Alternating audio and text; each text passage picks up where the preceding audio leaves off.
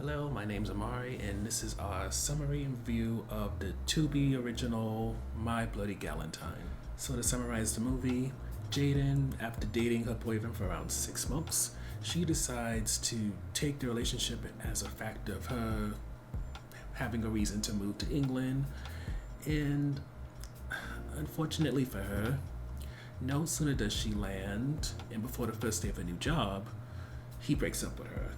And to make matters worse, he breaks up with her within weeks of Valentine's Day, which is one of her favorite holidays. But at the very least, Jaden does have a job. It's at a place called Glow, which is ran by a woman named Dominique. And Dominique is very lovey-dovey. We're all a big family here. And when she introduces Jaden to her co-workers, Alex and Brandy, while originally Brandy was talking a lot of mess, eventually, as Jaden's breakup becomes common knowledge within the office, they start to bond with her and they shift her focus from crying and mourning the relationship to getting revenge.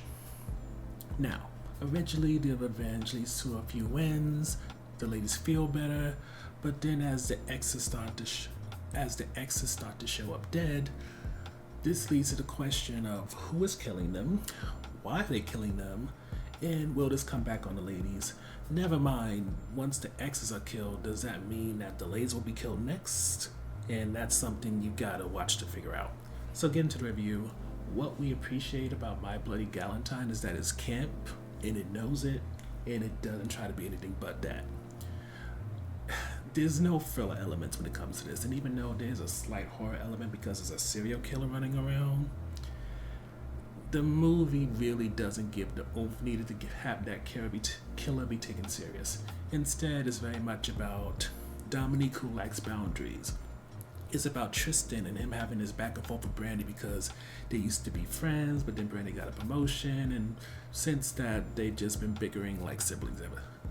And just to touch on Tristan a little bit, just to show you the campiness of it, Tristan is a gay man, and the film definitely taps into tropes and stereotypes when it comes to that without much in the way of trying to add layers to him.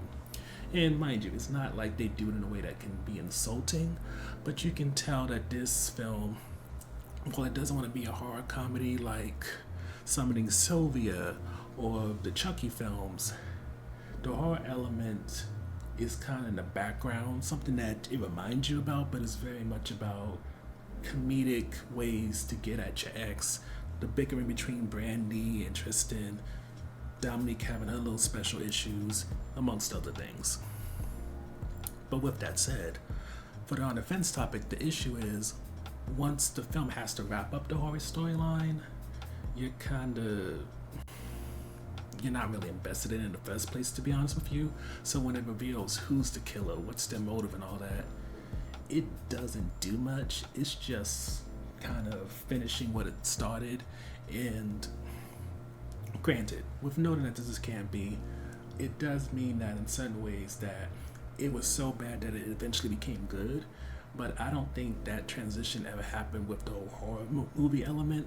So with that, even though expectations were definitely lower because of other things within the film, sadly, all you really get is an eye roll when it comes to how this ends off, especially since I wouldn't say it sets up a sequel, but it definitely makes it clear if they wanted to, this story could continue.